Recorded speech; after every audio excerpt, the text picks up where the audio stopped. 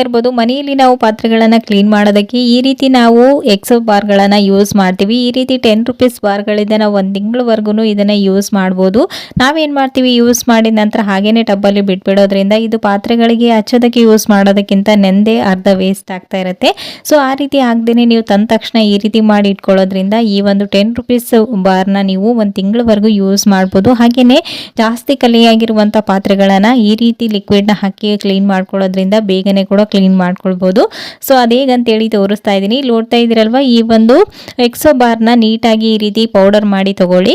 So mixie ಜಾರ್ಗಾದ್ರೂ ಹಾಕೊಳ್ಬೋದು, ಇಲ್ಲಾಂದ್ರೆ ಈ ರೀತಿ ತುರ್ದು ತಗೊಂಡಿದ್ದೀನಿ.